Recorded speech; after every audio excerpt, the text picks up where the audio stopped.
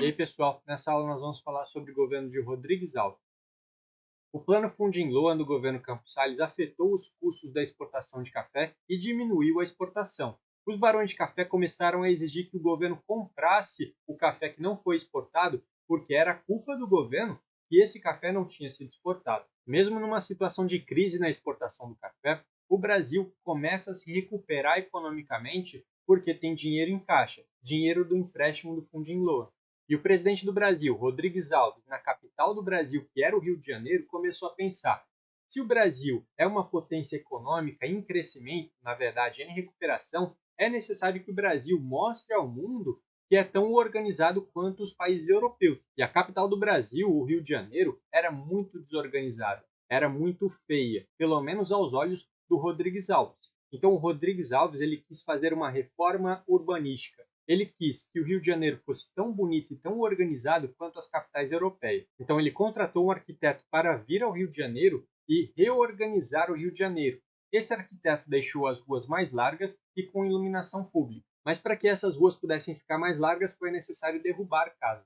No centro do Rio de Janeiro existiam muitas casas mais antigas, principalmente do período colonial. Então as famílias mais antigas abandonavam essas casas do período colonial e essas casas acabavam sendo ocupadas por famílias mais pobres. É o que nós chamamos de cortiços. Esses cortiços e barracos que ficavam no centro do Rio de Janeiro deixavam a cidade muito feia, desagradável para os olhos europeus. Então esses barracos foram destruídos. E essa população mais carente que ocupava o centro do Rio foi obrigada a encontrar outros lugares para morar. Como essa população não tinha dinheiro para comprar casa, eles foram ocupar áreas públicas que estavam desocupadas, como por exemplo os morros. Seria o início do que nós chamamos de favela. Nesse centro do Rio de Janeiro, os cortiços abrigavam centenas de famílias. Um quarto poderia abrigar até mais do que uma família. Então não existia exatamente um quarto para cada pessoa, não existia saneamento básico, o esgoto circulava nas vias públicas, não existia então canalização de esgoto, muito do esgoto era jogado pela janela e acabava na rua,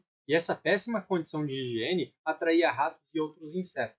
Foi então que nós tivemos um surto de varíola no Rio de Janeiro. Para tentar conter o surto de varíola, começou a se vacinar as pessoas. Só que as pessoas não entendiam direito o que era uma vacina. Elas ficaram sabendo que a vacina era a própria doença injetada no nosso corpo. Então elas acreditavam que ao tomar a vacina, elas ficariam doentes. Até hoje nós temos essa ideia de que a vacina pode provocar a doença nas pessoas. Mas a vacina é a doença muito enfraquecida e a vacina não tem força de provocar doença nas pessoas. As pessoas, por não saberem o que era a vacina, por medo de ficar doentes, elas começaram a resistir à vacinação. E o médico responsável pela vacinação, Oswaldo Cruz, recebeu poder de polícia. Abra uma porta!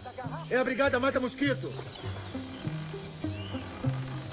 Meu marido não está. Que diferença faz? Estamos aqui a mando do governo. Sogra não vai gostar disso não. De ter homem entrando em casa enquanto ele não está. Nós vamos entrar, por bem ou por mal.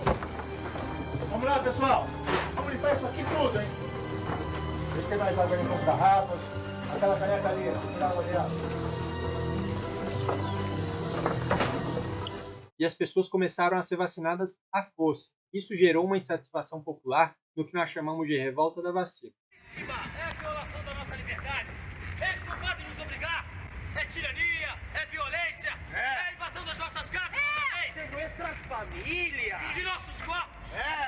Abaixo a vacina obrigatória! Abaixo! Como resultado dessa resistência muitas vezes armada, o governo retirou a obrigatoriedade da vacina.